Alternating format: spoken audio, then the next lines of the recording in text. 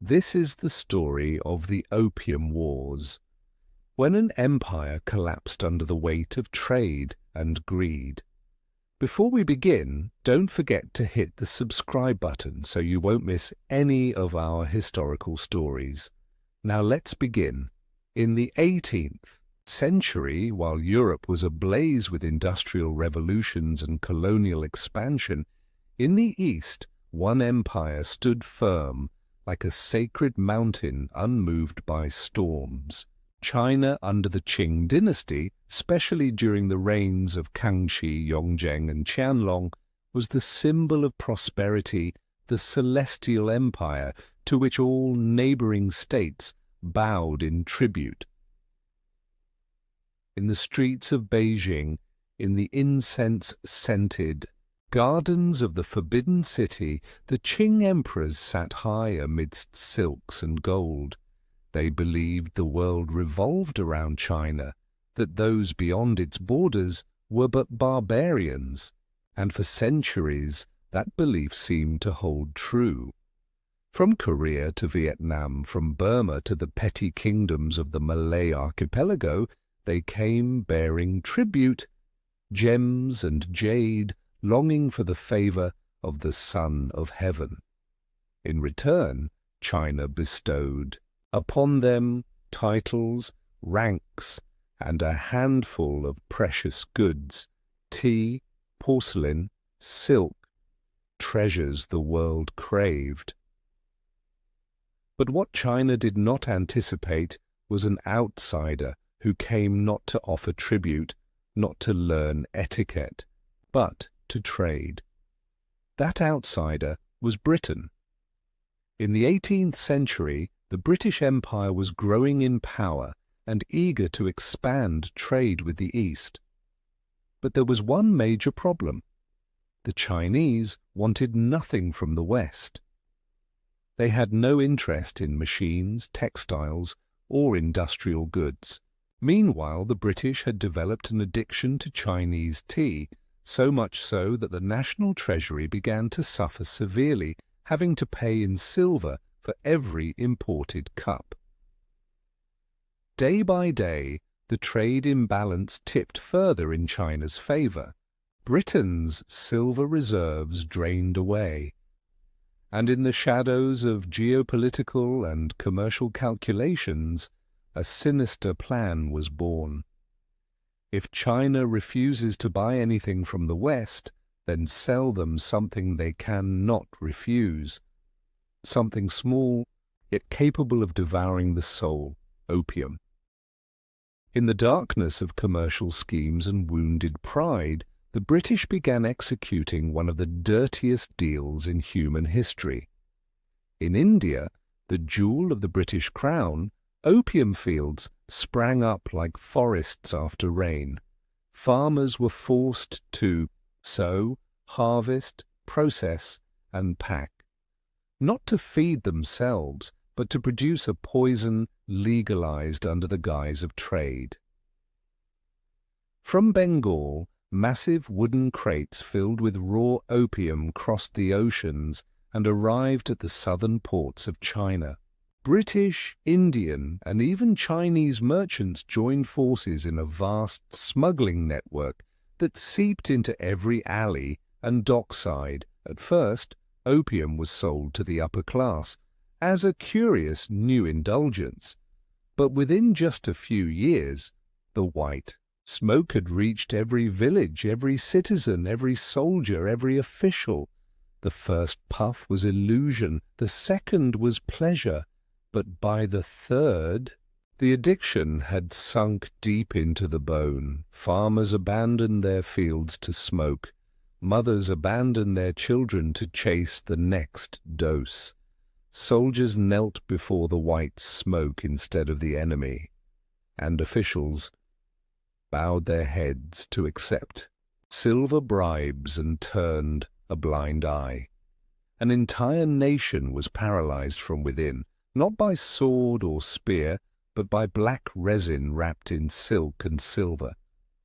By 1830, it was estimated that around 1,400 tons of opium were being smuggled into China each year. Silver flowed out of the country in reverse. The trade balance flipped dramatically. From the imperial palace to rural markets, vitality disappeared, leaving behind only glassy eyes and trembling hands. And though the Qing court issued multiple bans, posted arrest warrants, and set up checkpoints, every effort dissolved into the haze, because behind it all stood a commercial empire backed by armed companies like the British East India Company, entities that didn't just represent capitalism but symbolized imperial power itself.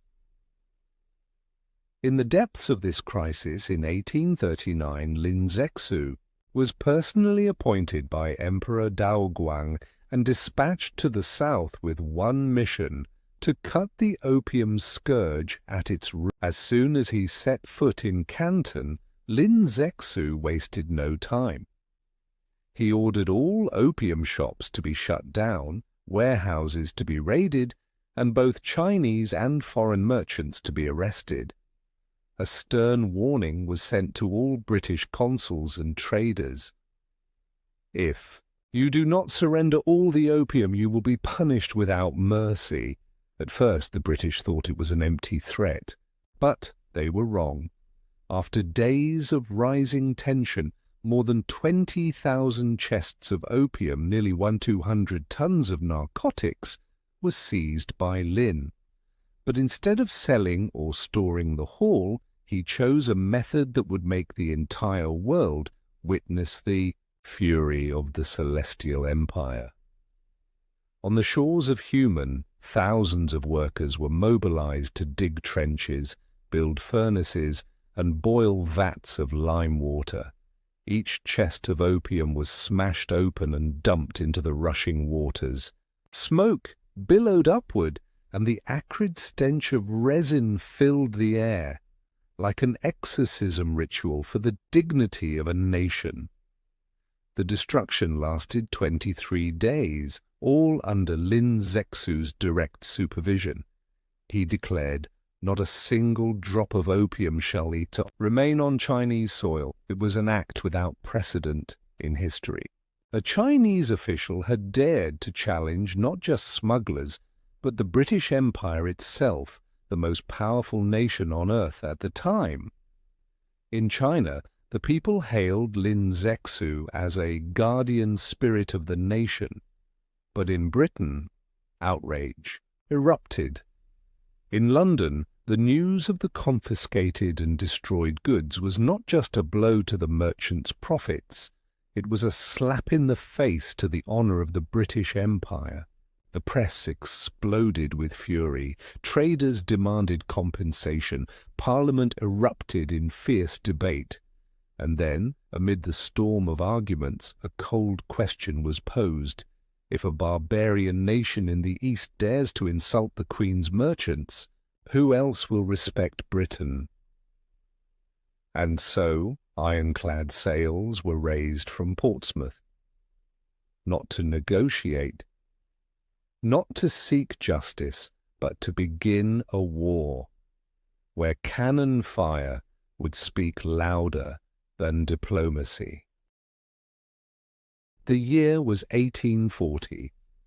While Qing scholars were still engrossed in debates about ritual propriety, music, and Confucian moral codes, far off China's eastern coast, an ironclad fleet equipped with swivel-mounted cannons was silently closing in. These were not pirates. They were not merchants either. This was the Royal Navy of Great Britain, the force that had crushed Napoleon, now entering Asia with a single objective: revenge. On June 21, 1840, a fleet of over 15 warships, armed with hundreds of cannons and carrying 4,000 British soldiers, arrived near Canton. No declaration of war, no negotiations. Within mere hours, the coastal fortifications were shattered by a relentless barrage. The Qing soldiers, armed with outdated matchlock guns and spears, were helpless against the torrent of fire from Armstrong. guns and long-range naval artillery. The Qing military had never imagined that the British fleet could sail upriver and strike deep inland like a flood of steel. From Canton, the British forces quickly seized coastal strongholds and then advanced along the Yangtze River, threatening even Nanjing. The people panicked, officials fell into chaos, and the imperial court remained blind to the true strength of their enemy. In Beijing, ministers were still debating, this country, England, what part of the Western world does it belong to? Was it once a vassal of Holland? They failed to understand. This was no longer the age of cavalry and arrows, but the era of steam engines, iron ships, and cannons. When grim news poured in from the south that the ports had fallen, that opium was being offloaded again, that the army and people were in disarray, Emperor Daoguang was stunned. He was furious. But instead of fighting back, the court chose the easiest path, blame the man who had dared to resist opium. Lin Zexu, the man who had destroyed over 1,000 tons of narcotics, was dismissed from office and exiled to a remote frontier. Macedon, one who stood up to the world, was abandoned by his own nation. Without Lin Zexu, the Qing Dynasty became a rudderless ship. For the next 3 years, 1840–1842, one by one, China's defences collapsed. Cities fell. Rivers ran red with blood.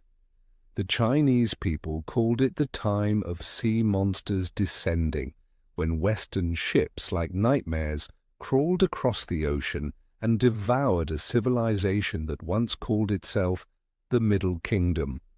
By the end of 1842, as British forces threatened to destroy Nanjing, the Qing court was forced to surrender. A treaty was signed in tears, and a new, painful chapter of Chinese history was about to begin. August 1842. After 3 years of fire and blood, British warships had reached the very gates of Nanjing, the former capital of the Ming Dynasty and a proud symbol of Chinese resilience.